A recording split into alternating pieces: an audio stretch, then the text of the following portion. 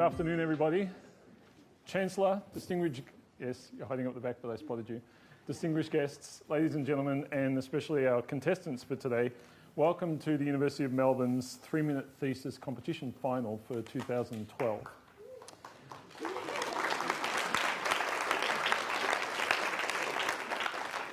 My name's Shane Huntington and I'll be your MC for today, so if anything goes wrong or you need to find an exit, please come to me. I'd also like to acknowledge the traditional custodians of the land on which we're currently standing and sitting. I'd also like to pay respect to the elders, both past and present, of the Kulin Nation and extend respect to other Indigenous Australians that may be present. Now, before we go on, I should mention that it's a particular pleasure for me to come and speak to you as MC for this competition because I spend a large portion of my life teaching people how to communicate science. So to see these 12 people this year, I think we have, coming to give such an incredible display over a very short period of time to you of not only their science skills, but also their communication skills is a particular pleasure for me to be a part of. And the person who can tell you a lot more about this is Professor Dick Strugman, who I'll ask to say a few words to you now.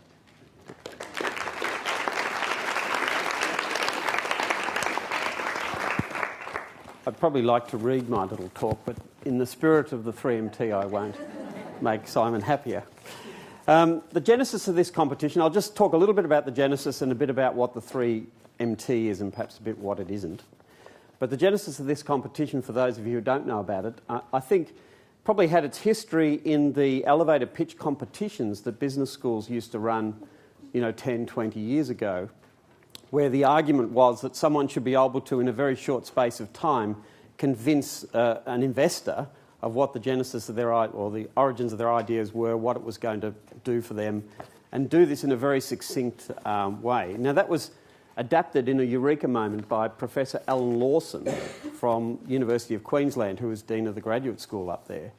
And he developed this sort of broader concept of the 3MT, where all the contestants get access to a single slide, no transitions, and 3 minutes to tell you about their research. Okay, so what isn't the 3MT? The 3MT isn't about dumbing down research. It's not about diminishing the considerable research activities that are being done by this very able cohort.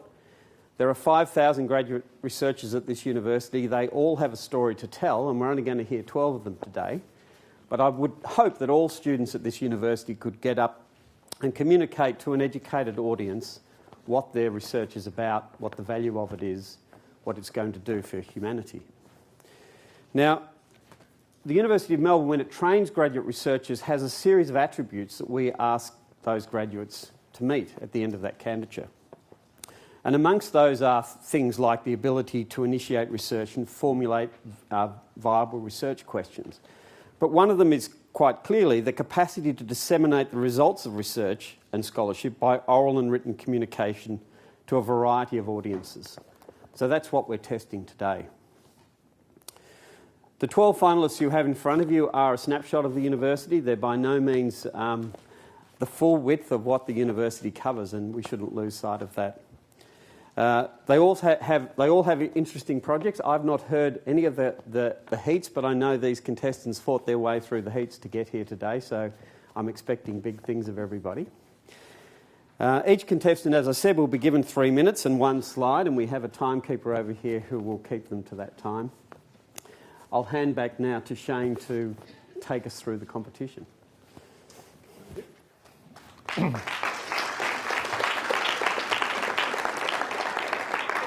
Okay, so as many of you probably know, you have a part to play later today because we have a People's Choice Award. So I'll give you instructions on how to go about that later, but you will be able to vote for your favourite later on in the session. However, the more formal aspect requires us to have 3 of our judges. And we have someone you probably know well, Simon Clues, who's the director of the Writing Centre for Scholars and Researchers here at the University of Melbourne, and is one of our judges for several years. And I know gives a lot of feedback and help to all of our contestants. We also have an old colleague of mine, Dr. Andy Horvath, who is the senior creator of science communication at Melbourne Museum. And for about 15 years, Andy and I were broadcasting on Triple R together, the science program on Sunday mornings. So another person well versed in science communication. And from a bit further afield is Professor Victoria Green, who's the Senior Associate Dean for Graduate Education, the College of Arts and Science at Vanderbilt University. So particular welcome to you, Victoria. Thank you for coming. Now, I would ask, before we bring our first contestant up, for everyone to please, please, please turn your phones onto silent if you haven't already done so. They only get 3 minutes, and usually it takes people about 30 seconds to realise their phone's ringing before they switch it off. So if you haven't done so already, please turn your phones off before we bring our first contestant up. Now, first in the line today is Andrew Watt. Andrew's from the Department of Pathology within the Faculty of Medicine, Dentistry and Health Sciences here at the university, and he'll be speaking about 20 years of Alzheimer's disease. Andrew?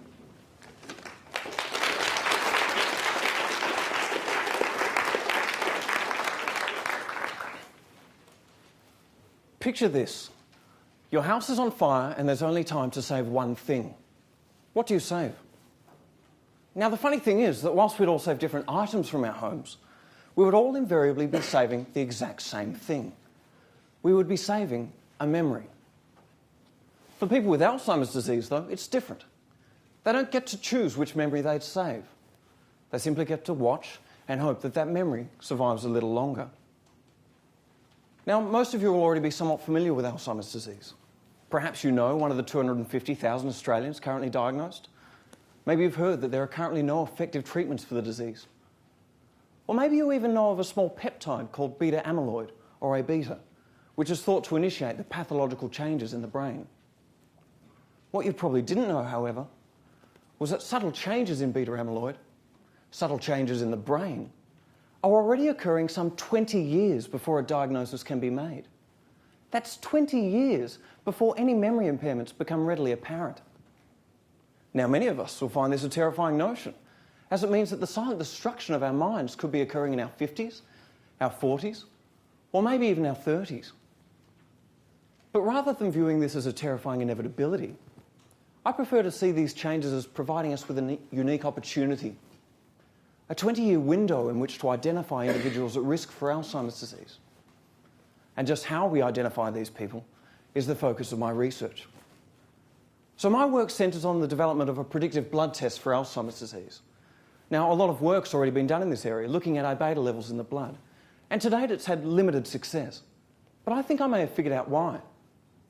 You see, whilst these investigations spend a lot of time stringently optimising the analytical aspects of their investigations, they seem to have neglected the earlier pre-analytical components, such as how they collect the samples or how those samples are stored. Now, as it would happen, A-beta is an incredibly fragile peptide, which means that subtle variations in these early stages, such as changing tube type or changing storage temperatures, can significantly alter the levels of A-beta we can see in the blood. So I'm currently working to optimise these pre-analytical stages before I begin an assessment of blood A-beta levels in a cohort of over 1,000 participants. It is hoped that by more rigorously controlling these early stages, we'll be better able to identify those individuals at risk and potentially even initiate preventative treatments which enable us to delay or maybe even avert a diagnosis of Alzheimer's from being made. So then one day maybe I can stand here and say, picture this. The fire's been averted and your memories are now safe. Thank you.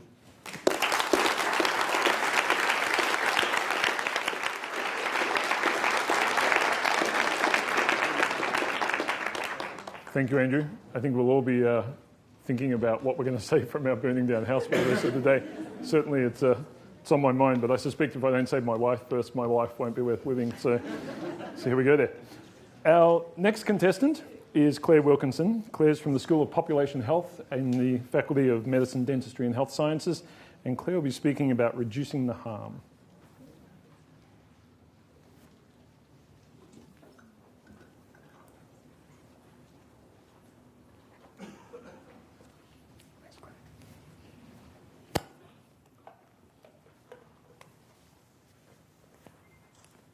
King's Cross, Sydney, an area full of bars, pubs and clubs. Last month, Thomas Kelly was on his way to his friend's 18th birthday party when he was king hit, fatally. How does Thomas's death relate to my PhD? Well, it's in the rapid policy response. Licensed venues are no longer able to sell shots, Elco Pops, and no more than 4 standard drinks can be purchased at a time. These are just some of the restrictions now placed on all the licensed venues in the Cross.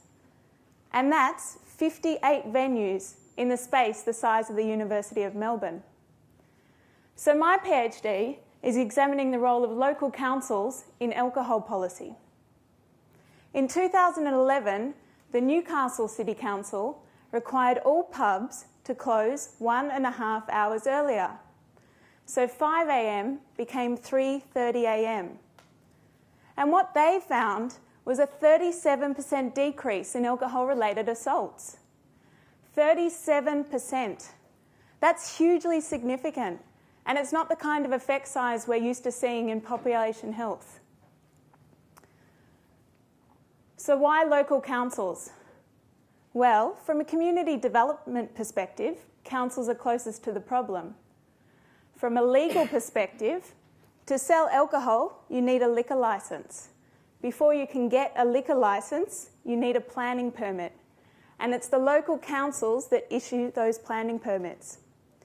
So my PhD is about examining the role of local councils in issuing those planning permits, as well as the conditions they place on them, such as opening hours, like in Newcastle. To do this, I'll be interviewing a range of people, including elected stakeholders, experienced council workers, local residents, and a range of key experts. Key questions include: how has the role of local councils in controlling alcohol changed over time? What effect have changes had on alcohol-related harms? And above all, what are effective powers for councils? Next year I'm going to Finland, which is a country also experiencing alcohol-related problems, to look at how local governments there control the issue. I'll be staying at 2 research centres. When I return, the final stage of my research will be analysing all of my response data, identifying what makes effective policy, reducing the harm, reducing the deaths, like Thomas's. Thank you.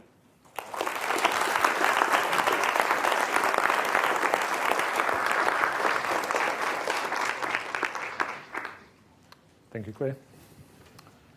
Our next contestant is Kirsty Short. Kirsty is from the Department of Microbiology and Immunology in the Faculty of Medicine, Dentistry and Health Sciences. And Kirsty will be talking about otitis media, a pain in the ear.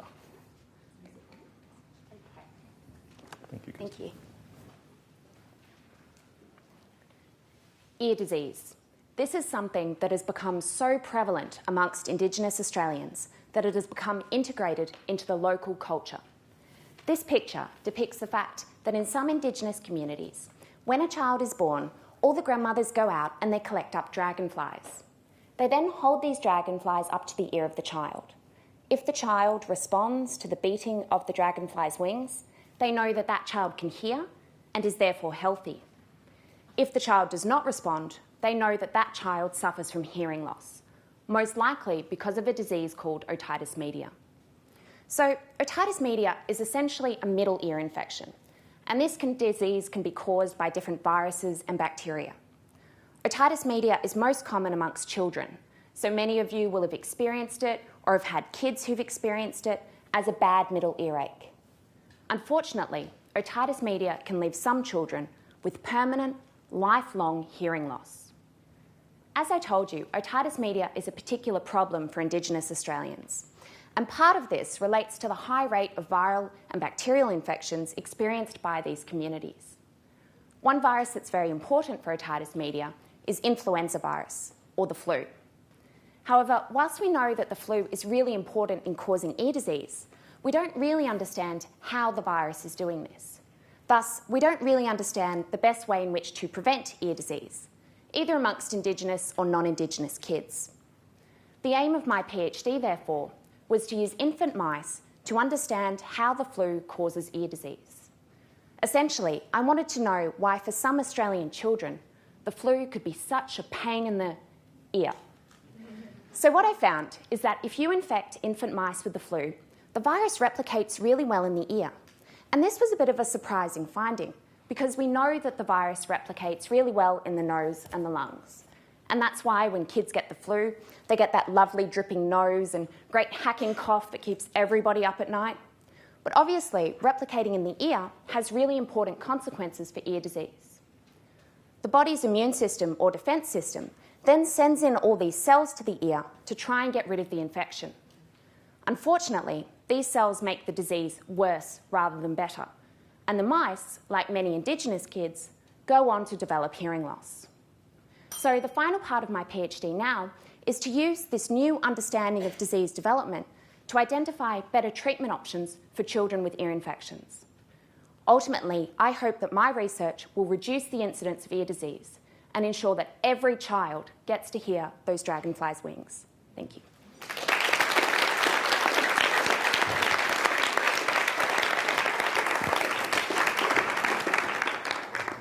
Thank you, Kirsty. They have such small little ears, those mice too, don't they? I wonder how they... Yeah, so small. Our next contestant is Margaret Lamb. Margaret is from the Department of Microbiology and Immunology in the Faculty of Medicine, Dentistry and Health Sciences, and Margaret will be talking about bad bugs on the rise in hospitals, getting to know the enemy.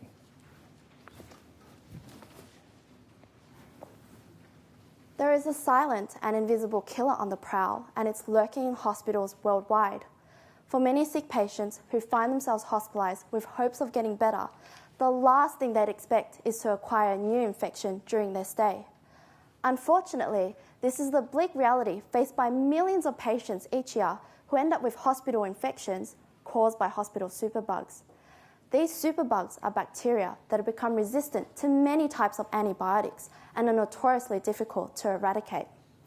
By now, you'll have noticed the graph and the lack of accompanying labels, and this is because the graph actually represents one of several recent and worrying trends: an increase in the number of patients with hospital infections, an increase in the number of deaths caused by hospital superbugs, and an increase in the billions of dollars already spent by the health sector to try and keep these superbugs at bay. But today, I'll be speaking about yet another increasing trend, and that is the rise of a superbug called VRE.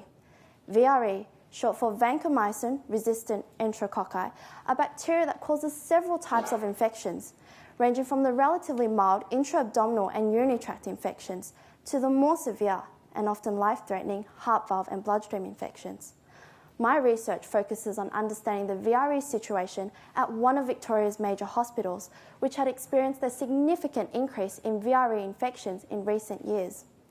The majority of these infections were caused by one of two distinct VRE types, the ST17 type VRE or the ST203 VRE strains. While the ST17 type dominated earlier on, it's actually the recent emergence of these ST203 strains that are responsible for the overwhelming majority of these infections. So my PhD aims to understand how these ST203 strains have emerged and what are the key differences between the two groups that have allowed these ST203 strains to become more super than the ST17s. Now, take a look at the person sitting next to you and you'll see an obvious difference in your appearances. This difference arises not just because of how you dress or how you groom yourselves, but because of your DNA. Just like how there are DNA sequence differences that set you apart from the person next to you, there are also DNA sequence differences that distinguish the ST17 from the ST203 VRE strains. And it'll be finding these differences in my PhD that will be the key to understanding and addressing the rise of VRE. Superbug numbers are on the rise, and in this war we fight against them, DNA-based research like mine is crucial for scoping out the enemy. I hope that research like mine will one day reverse the trends depicted in this graph, where we'll see a decline in the costs, but more importantly, a decline in the number of infections and deaths caused by these killer superbugs. Thank you.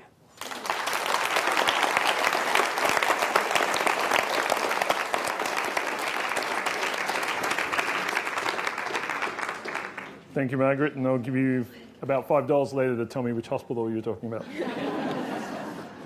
Our next contestant, and we're almost at the halfway mark, folks, it's exciting, is Matt Bird. He's from the Department of Paediatrics in the Faculty of Medicine, Dentistry and Health Sciences, and I promise we do have people from other faculties that are coming up. And the topic he has for you today is food for thought. Come, step back with me. 2 billion years in time to witness the most remarkable of relationships developing. Deep under the surface of the ocean, a hydrogen-producing bacterium was getting into bed with a methane-belching ancient type of cell called an archaea. The archaea embraced the bacteria, engulfing it whole.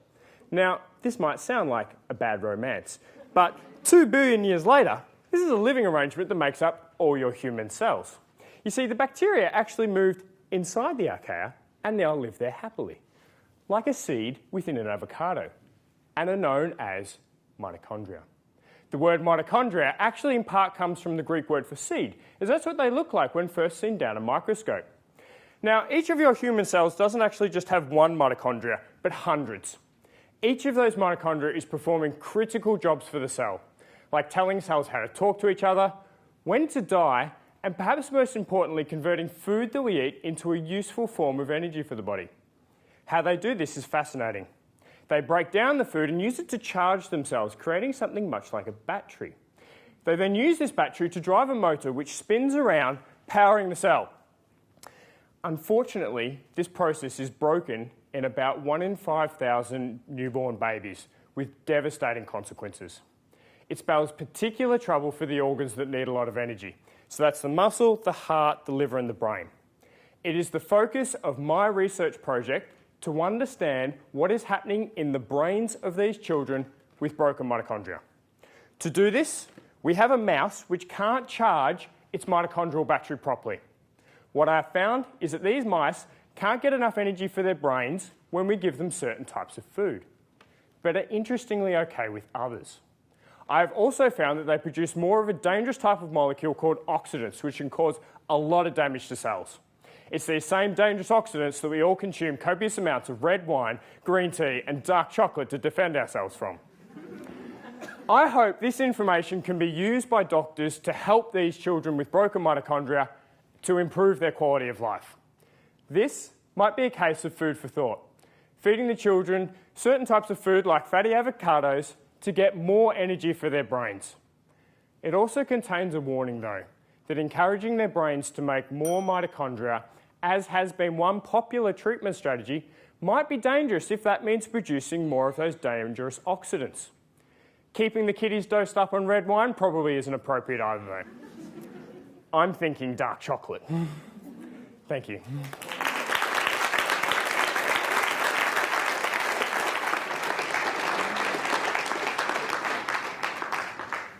Oh, this has made me really hungry. I'm not sure about you guys. The avocado is bad enough. The dark chocolate, I'm gone. Okay. Our next contestant is Melinda Kong, and as promised, not from the medical faculty. Melinda is from Language and Literacy Education from the Melbourne Graduate School of Education, and she's talking about study abroad, bilingual teachers' expectations, experiences, and identities. Some of you here do not speak English as your first language. Imagine if you were actually a teacher of English in your home country, but now, while studying abroad in an English-speaking country, such as Australia, others have problems with your English and your accent. Outside class, you worked as a waitress in a restaurant. You expected to improve your English, but you were insulted by an Italian cook who asked, "You know no English, eh?" These were the experiences of Tin La, a university lecturer from Vietnam when she was studying here. Tin La is one of the many bilingual teachers, or English teachers who do not speak English as their first language. They make up a total of 80% of English teachers worldwide. They teach more than 400 million speakers of English as a second language. In this era of globalization, many of these teachers are obtaining their postgraduate degrees from English-speaking countries. However, most teacher training programs focus on providing academic qualifications to them. Not much attention is given to their expectations, experiences outside class, and identity construction. This means how they view themselves as speakers and teachers of English. My study explores these neglected areas because they are important to help us understand bilingual teachers' development as English language teachers. I also hope to increase an awareness of the struggles that these teachers face, both inside and outside the classroom in an English-speaking country. For these purposes, I interviewed and emailed bilingual teachers who were pursuing the postgraduate degrees in teaching English when they were here in Australia. I looked at the impact of their expectations and experiences on how they construct their identities. I found that my participants had all kinds of experiences, both inside and outside the classroom, both good and bad. However, all the experiences were useful to their identity construction as teachers of English. This is because they actively link their expectations with what they learn inside class and what they experience outside class. Ladies and gentlemen, do you understand my English and my accent? If you do, why do I and teachers such as Dinla feel inferior to those of you who use English as your first language? My study suggests that programs and teacher educators need to empower or boost the self-confidence of bilingual teachers such as Dinla and I. More importantly, they should consider our expectations, experiences, and identities. Thank you.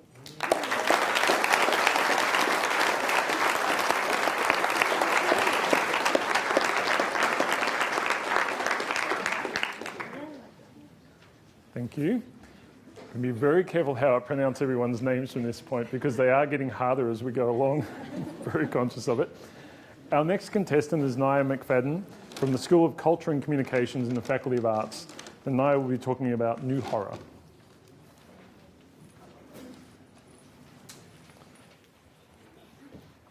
Does this image bother you?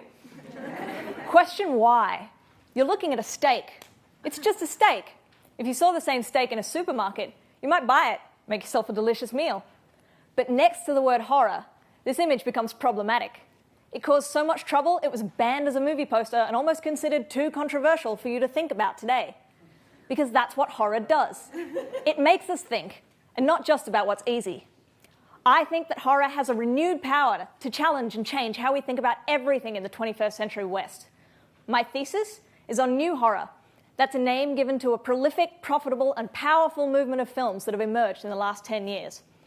I focus on 3 subgenres that have had huge critical and commercial success. Those are torture, found footage, and zombie stories.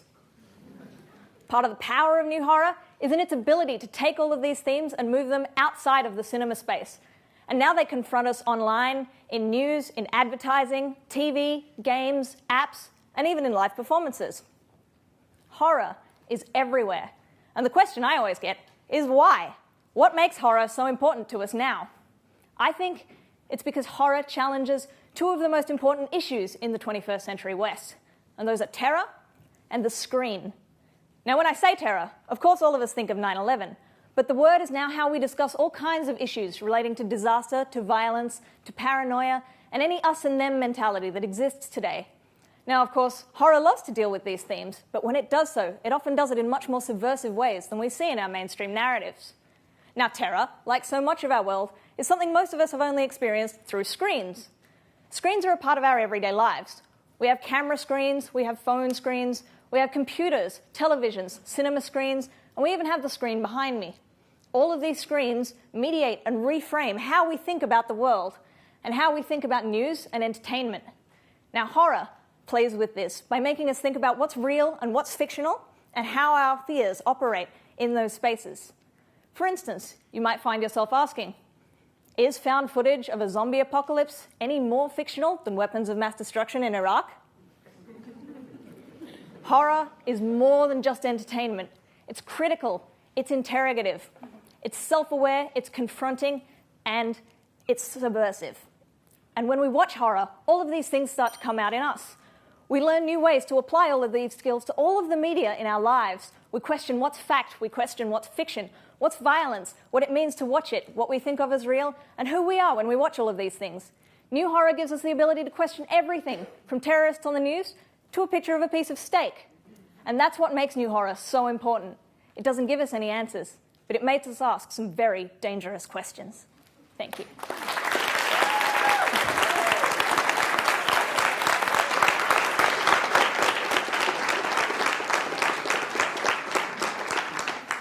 Still hungry? I'm still hungry for the chocolate. I'm just not really big on the steak.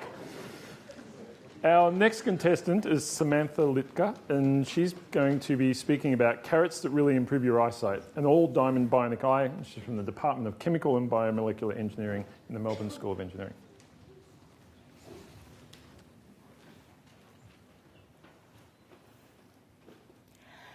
Ever wonder if carrots really improve your eyesight? Well, maybe some carrots of diamond can. I have a vision for a bionic eye fully encased in diamond. The Australian bionic eye is already nearly a reality. Just 3 weeks ago, we announced that Diane Ashworth, profoundly blind for 20 years, has been successfully implanted with one of our prototypes, and she's already reported seeing shapes of light. So how does a bionic eye work? Well, there are some diseases, like macular degeneration, which cause the death of the light-sensitive cells in our retina. That leaves behind a lot of other nerve cells in the eye that just aren't receiving any information. And we can implant a small chip onto those cells in the eye to give them the information they crave in the form of electrical pulses. And the more spots we can zap, the better the picture, like pixels on a screen. So far, so good, right? But we've all heard the phone dropped in the toilet story. So wouldn't the chip just fizzle out in the wet environment of the eye? To combat this, bionic implants are put into a small titanium can to prevent water getting in and toxic stuff getting out. To get the electric current out, a hole is drilled in the can, a wire threaded through, and the hole plugged up with ceramic. Now that's okay if you have a few wires, but for bionic vision we want thousands of pixels, so the risk of a leak becomes too great. It's a major challenge facing the industry today, and it's what I decided to do my PhD on. Reading around the literature, I got really excited about synthetic diamond. It's grown in what's basically a huge microwave.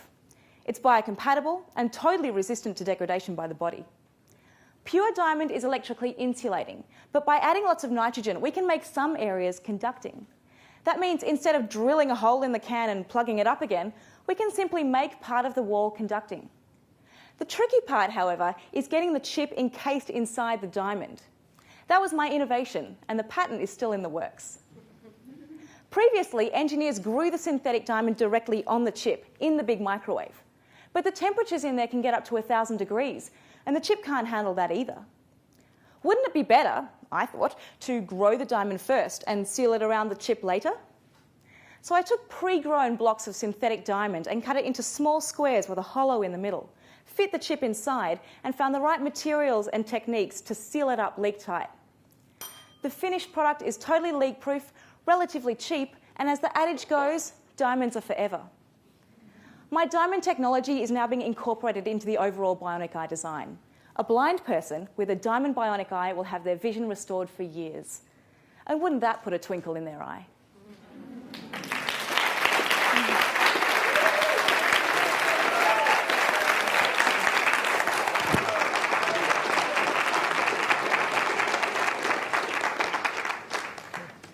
Anyone in the room drop their phone into a toilet? I actually dropped mine into a dog bath. And I took it back to the shop and I said to the guy, it's not working. And he said, you didn't get it wet, did you? And I said, mate, it's not like I shower with it. He gave me a new one. This is oh, hello, Optus. Our next contestant is Sandra Martin. She's from the Veterinary Hospital Equine Centre in the Faculty of Veterinary Science, and we'll be talking about racing until a bone breaks. Thank you.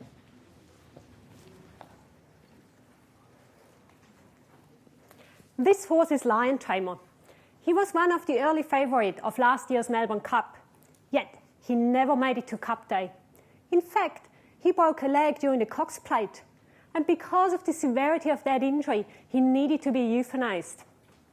That was a flat race. There was no accident, not even a misstep, yet a broken leg.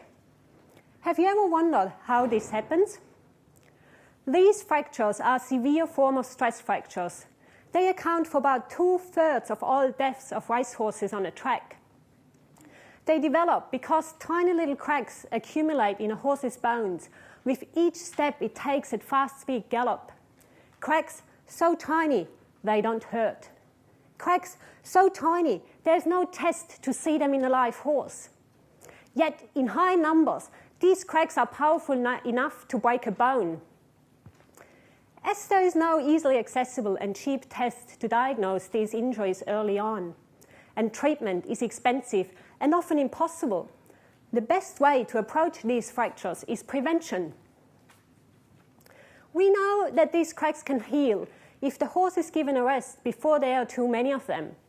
The question is, when is it time for that rest? Currently, trainers answer that question based on their experience, together with a little bit of guesswork. But wouldn't it be great if they'd had a computer model which helped them making that decision more precisely? And in order to develop such a computer model, we need to know the mechanical properties of a horse's bones. And that's where my research comes into play. I investigate those mechanical properties.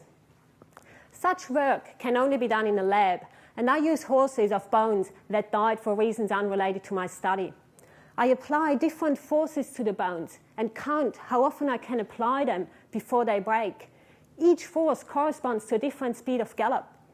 The relationship between the different forces and how often I could apply them can be expressed in a mathematical formula. This formula, in turn, can be used in a computer model. Now, the model needs to be individualized, taking into account each horse's age and its previous training history. But we feel that if we take all that information together, we can develop a tool which helps the trainers to decide whether there are too many cracks in a horse's bones and it needs a rest, or whether it can continue racing safely, so that in the future, fewer horses will need to be euthanized on the racetrack, and tragedies like lion tamers can be prevented. Thank you.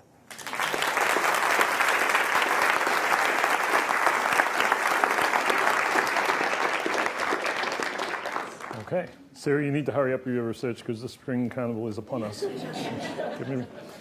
Our next contestant is Sarah Chuselski. I hope I did that justice. From the School of Languages and Linguistics in the Faculty of Arts. And Sarah will be talking about learning to be a Sherpa, children, language and culture on the roof of the world.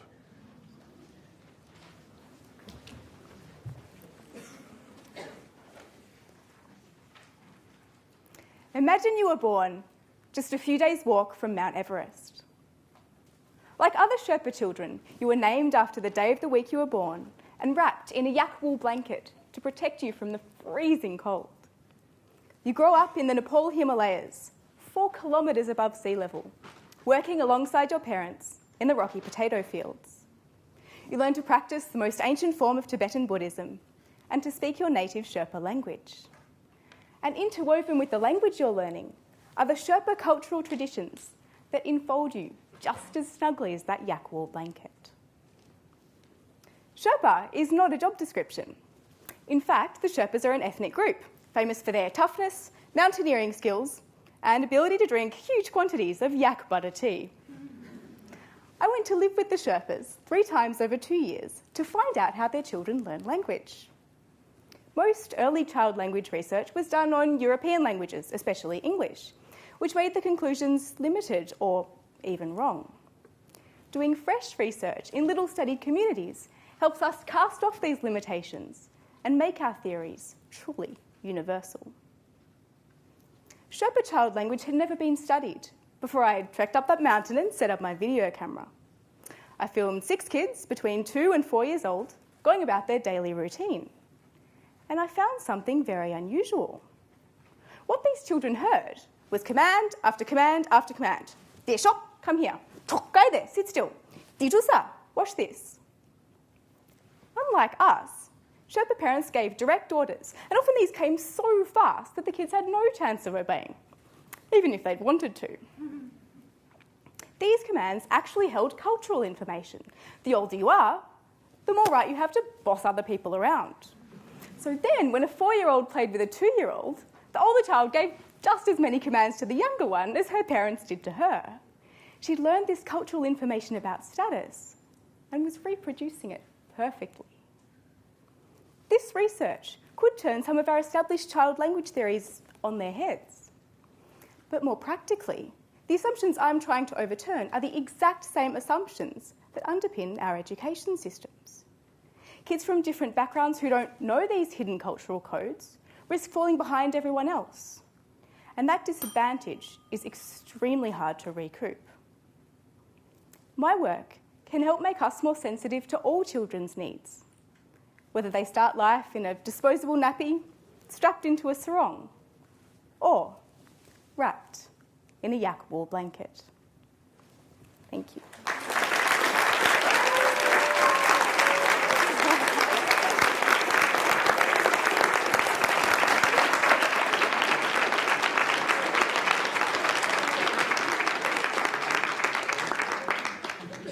Thank you, Sarah. Those of you who have been keeping count will realise we have gone past the halfway mark. That statement's true. I mean, you think about it. Our next presenter is Sheridan Lang. She is from the Department of Mechanical Engineering in the Melbourne School of Engineering, and Sheridan will be talking about low-cost limbs at the turn of a tap.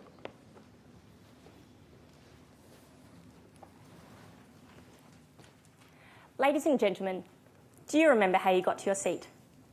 You walked up a tiered corridor, down railless stairs, and manoeuvred yourself into your low-set chair. Now imagine doing so with only one leg. Daily obstacles such as railless stairs are a reality for over 20,000 Australian amputees. However, as Australians, they receive the highest quality of care and state-of-the-art prosthetics. They can live a relatively normal life. This is not the situation for the 500,000 amputees living in Southeast Asia. Below-knee prosthetics are made up of 3 components: the socket, the shank, and the foot. The socket is the most important of the components, determining the comfort and the fit for the amputee. However, given the uniqueness of each amputee's stump, it is also the most difficult to manufacture. Traditional manufacture techniques rely not on the use of high-tech machines, but on the hands of the prosthetist. They apply knowledge and skills learned over a 5-year university degree to mould each socket to each amputee's stump. The technique is hugely successful. However, it's also highly reliant on the skill and experience of the prosthetist. My research revolves around a novel technique to mould sockets called pressure casting, or P-cast. The aim of the P-cast technique is to minimise this reliance on the prosthetist, making it ideal for developing countries like Cambodia and Vietnam, where there's a shortage of skilled and qualified prosthetists, and yet an abnormally high number of amputees due to war, landmine and traffic accidents. During the P-cast technique, the patient places their stump, wrapped in plaster, into the P-cast tank. At the turn of a tap, water enters the tank until the pressure is sufficient to support half of their weight. At this point, the water pressure then works to uniformly push and mould the plaster till it's the exact shape of the amputee's stump. After 2 or 3 minutes, or less time than it takes me to finish this speech, it's done. Essentially, if you can turn a tap, you can mould a socket. The P-cast tank is completely portable. It's inexpensive to manufacture and it requires only running water to operate. To date, we've cast 50 Vietnamese amputees with P-cast sockets. Testing has shown that they have levels of functionality and satisfaction equal to that of amputees in Australia. Now, there's not too much that I can do about the landmines, the war, the traffic accidents and the birth defects that are causing these amputations.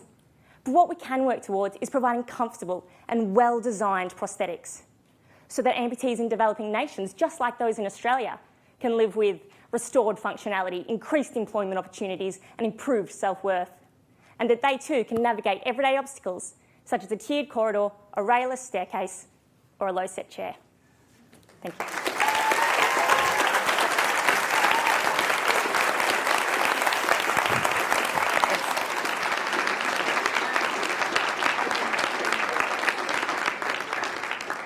Thank you, Sheridan.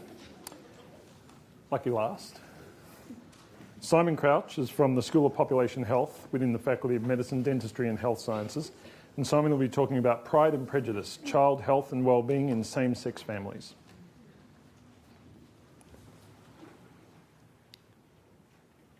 Disgusting. It's not a very nice word.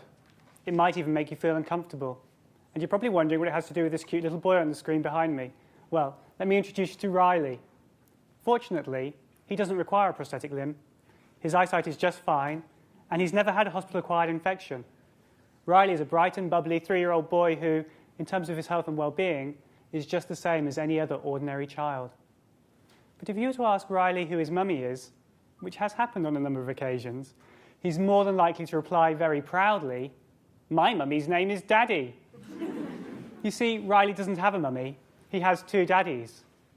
Now, some would suggest that this isn't a healthy way to raise a child, and one woman at a recent rally in Canberra described people, like Riley's parents, as disgusting. After all, God created Adam and Eve, not Adam and Steve. In spite of these attitudes, however, thousands of children in Australia are growing up with same-sex attracted parents. What we know already about these children is that they are doing well in many aspects of their lives. But same-sex families encounter discrimination, and when they do, it is often the children who are most affected. Research so far has been somewhat limited, as it is focused only on lesbian parents and very small numbers of children. So, what I am doing now is looking at Australian children under the age of 18 years with gay, lesbian, bisexual and transgendered parents. I'm really interested in their complete physical, mental and social well-being, and in particular the impact that discrimination has on them. I'm using both parent and child surveys, as well as family interviews, to gather these experiences, and my research is the first to capture the voices of the children themselves. I already have information on over 400 children, and what these early results suggest is that these kids are indeed scoring well on many measures. But some of the children have described to me how deeply affected they are when they hear comments like, "Your parents are disgusting." At 3 years old, Riley's proud to have two dads, and I hope that he's one of those children who grows up to be happy and healthy. But just this week, we have heard a number of Australian senators demonstrate their prejudiced views about same-sex families, and some of their comments really were disgusting. That's why my research is so important, as it will help to inform politicians, teachers, healthcare workers, or anyone who meets children like Riley, so that they can better understand same-sex families. Only then can these children enjoy their pride, free from prejudice. Thank you.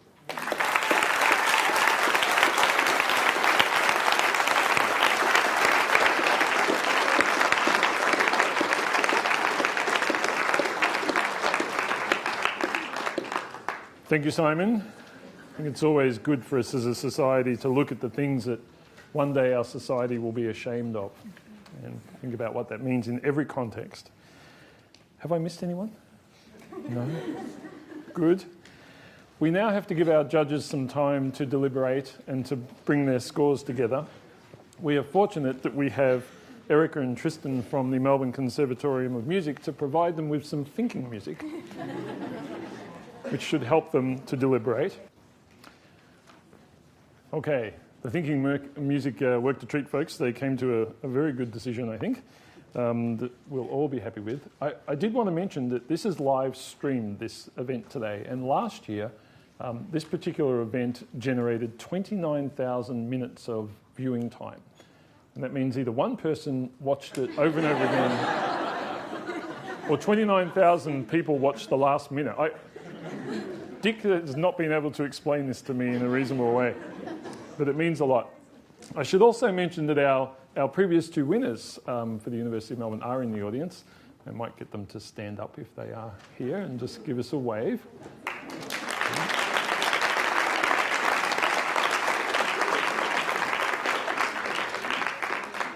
Told you I'd point you out. Now, we, of course, today are awarding 4 prizes in total, a first, second and third, and the People's Choice Award, which you have been hopefully voting for furiously. And I see some people with slight RSI-looking hands, so I know that's been happening. I'm going to ask Professor Dick Strugnell to come up to present these awards as they are given. Firstly, could you please join me in applauding all of our contestants today, who I think did a fantastic job.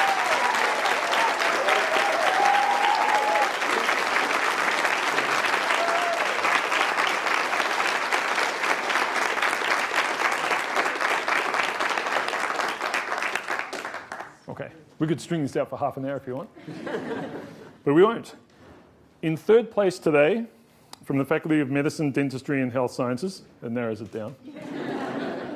The School of Population Health narrows it down a bit further. Speaking on the topic of Pride and Prejudice was Simon Kraut.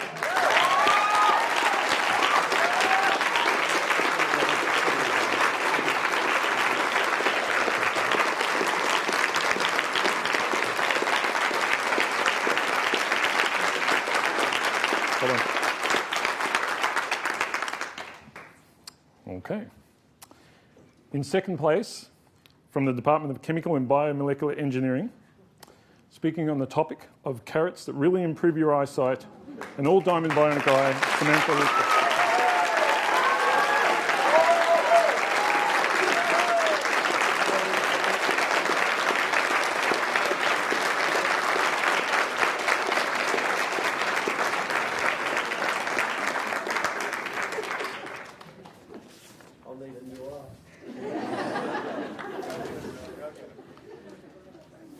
Okay. Now then, the first place winner for the University of Melbourne from our grand final today is from the Faculty of Arts. Has everyone worked it out? It is Sarah Chuselski.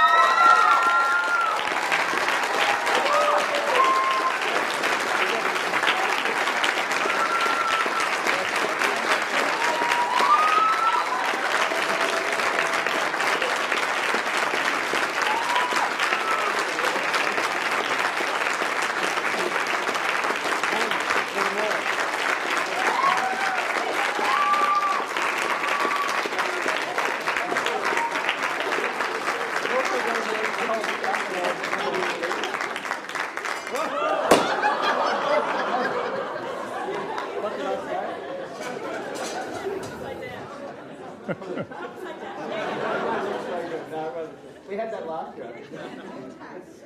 A tradition.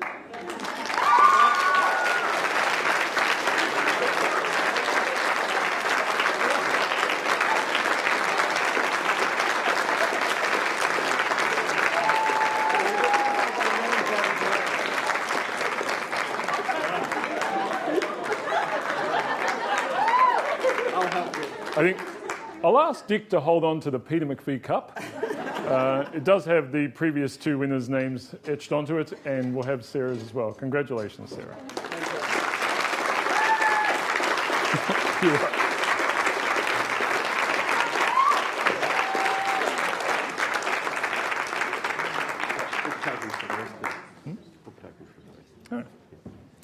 Now, Professor Strugnan also informs me that we have some certificates and book vouchers for all of our runners-up for today. So I might get you to just hand those out, Dick. Or you can come up and grab them. Come up and grab them. Yep. Kirsty, Margaret, Matt, Melinda.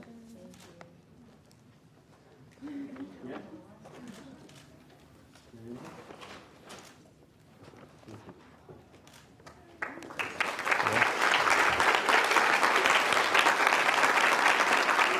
Okay.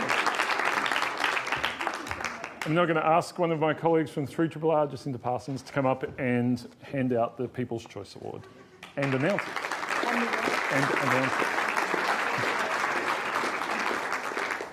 RRR is really proud to be part of this competition and this award. The People's Choice Award is obviously the most important one, as it is representing the capacity for this great academic research to reach the layman. I represent the layman. And it's wonderful on my show. Put this on you. Oh, sorry. I'll start again. Do you want me to dance while we're waiting? Hi. It is great to be here again to award the People's Choice Award. Every fortnight on my show on a Wednesday morning, I invite a PhD student to come on and to talk to me and to our very wide audience about the amazing research that happens in universities. Dr. Shane does the same thing on his show, and Dr. Andy over here is also involved in making sure that this research doesn't stay in the academic bubble, but gets out to where it needs to get out and have the conversations that need to happen. Without further ado, or time, or whatever, to award the People's Choice Award from the Department of Mechanical Engineering. Low-cost limbs at a turn of the tap, Sheridan Lang. Congratulations. Very good. Well done. That there, we're going to stand in front of this guy. Very good.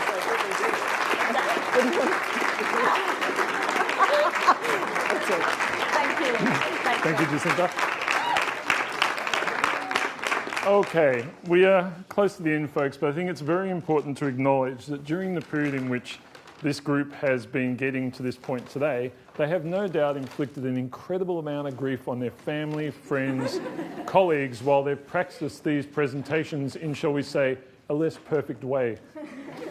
So we thank them for all their support. I'd also like to thank their supervisors for helping them to do this and congratulate them all on becoming grand finalists. We'd also like... Yeah.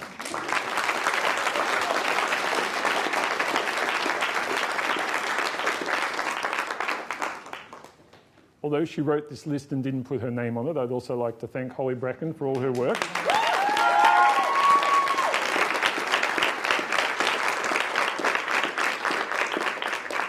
And Marcus, who was here before, who I'm told surname is the Timekeeper. Thank you, Marcus, if you're still around. To all of the judges who've given up their time freely over the last few months, in particular Dr. Jason Gaber, Richard Salas, Professor Marshall Lighthouse, Professor Alison Lewis, Rebecca Hobden, Associate Professor James Bailey, Dr. John Hattie, in particular, who've been part of all the semi-finals coming up till now, and in particular to our judges today, Simon Clues, Andy Horvath, and Vicky Green, who's come such a long way. Thank you very much for your efforts.